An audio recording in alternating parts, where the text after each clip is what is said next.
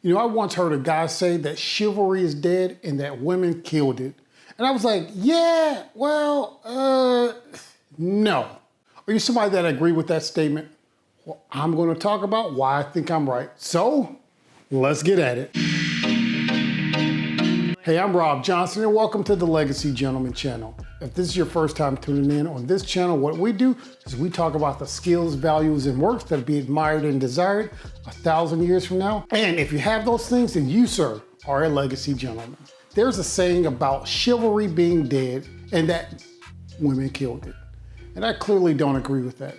But before I get too deep in that, let's make sure we're talking about the same thing here. See, chivalry historically was really about how a bunch of people who were married to their cousins could actually hook up with knights and it not start a war. Nowadays, when we think about chivalry, we think about the things that men do to win the romantic love of women. And so that's really what I'm talking about. The things that men do to win a woman's hand and heart. The process of chivalry, which is a man doing things to win the love of approval of a worthy woman, is not a bygone concept. In fact, it is the hallmark of manliness and what women still look for in men and what men should hold themselves to the standard to actually achieve. So look, I understand that for a lot of things in life, you're not meant to be with everybody and everybody's not meant to be in a relationship. Some women act in manners that don't show themselves as respectable and marriage material. And just the same way, there's a whole lot of men who show themselves as unmanly, unresponsible, and have no leadership ability to actually lead in a relationship. So everybody's not meant for a relationship and everybody's not meant to be in a relationship with you. But from a chivalry aspect, we know us as men to be in a relationship, it starts with respect. It starts with us respecting her and her respecting us and both of us being people who are worthy of respect. That means it just comes down to some of those basic things that you have to do to be in society. Being polite, showing empathy, listening to a person, and actually taking the value of them as a human being and not just a piece of tail that you want to run through. That is what chivalry is, and that is what respecting somebody starts off with. As men, a lot of times what it comes down to is protection. Yes, we are the physical protection, and as we get older, or if there's a bunch of people that we need to protect our family against, you need to have the skills to protect them. And that's, yes, starting off physically. So yes, you need to be strong, you need to be capable, you need to have some sort of ability to fight physically. But that's not where it stops. You need to have the ability to spiritually protect your family. And I'm talking about you're gonna have to be the leader in your faith for your family. You're gonna have God have a solid place in your life, and you're supposed to lead as the person leading your family in faith. And that when you bring everybody to that faith, you're gonna have them to know what you believe as a family spiritually, and you protect them from outside influences, usually pop culture, which tries to change them away from that faith. And a lot of things that we sometimes overlook is mentally. We need to protect the mentality of our children. Yes, it's sometimes part of them protecting them from popular culture, but also building up their encouragement, their confidence, their self-esteem. That's how you mentally protect your family. And men, it is 100% on you to provide this total umbrella of protection for your family. And that is part of what chivalry used to mean and still means now for a lot of people. Kind of implied by this whole idea of chivalry is that there's differences between men and women. And look, I understand the society we live in today, that there's a lot of people out there trying to blur the lines.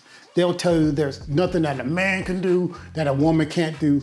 It is just not true. God made us different, and men and women are different. We have different roles in our families, and honestly, we have different roles in society.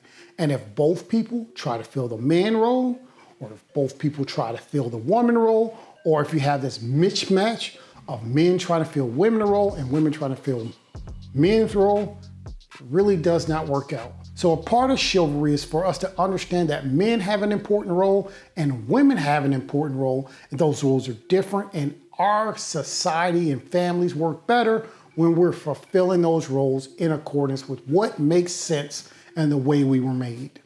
It doesn't mean that women are not capable in some areas. It doesn't mean that men aren't capable in some areas. It just means men and women are different. And when we realistically look at ourselves and look at the world we live in, we'll understand that those differences are important and make society what it is. So I started off this video with a statement that chivalry is dead and that women killed it.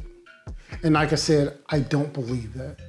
I think that if anything happened, it would have been that chivalry is dead and men let it die. But that is not the case, because you can look at the world and look at how many women are unhappy and how many men feel discouraged. It's because of these basic things that we all know is true.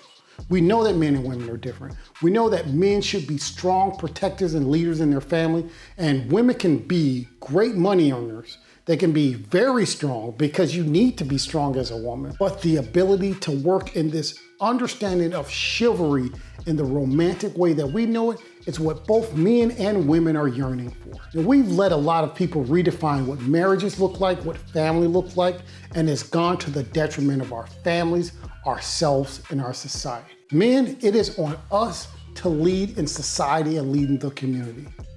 We're the ones who should be defining what the family looks like, that we want to lead, and we should be upholding the values that we want to see perpetuated on today and tomorrow and beyond.